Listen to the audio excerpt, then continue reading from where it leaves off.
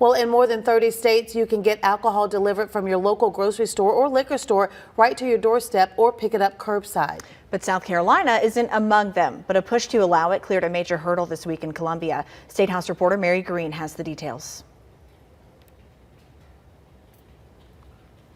This bill would allow curbside sales and delivery of alcohol in South Carolina. This week, House members passed it by a wide margin, but not without notable opposition. This is happening today.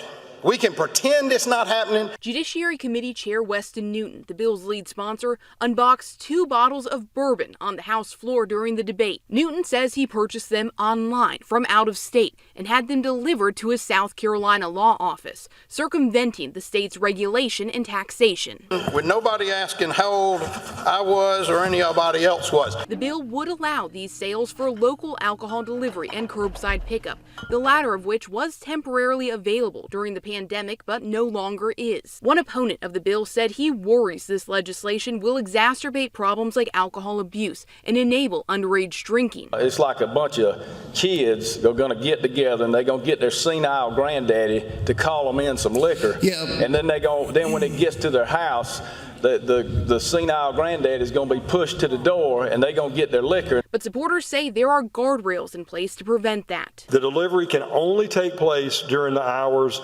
that you can buy it in your county or your city. And the sale of it can only be in the same zip code as the retail establishment that you're ordering it from or in a contiguous zip code.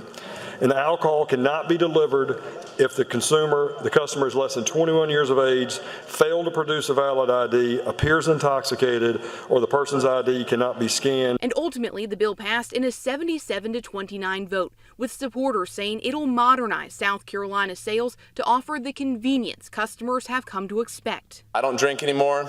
I don't think I have much of a dog in this fight, but I know my wife, if she wants to have something delivered while I'm not there, she's got a 6-month-old baby, she wants to have a glass of wine and she needs it delivered, she needs curbside. Similar legislation has passed through a committee in the Senate, where some Republican opposition has blocked a debate on it since last year. Reporting from the State House, I'm Mary Green. Well, of course, senators also need to approve this legislation in order for it to reach the governor's desk.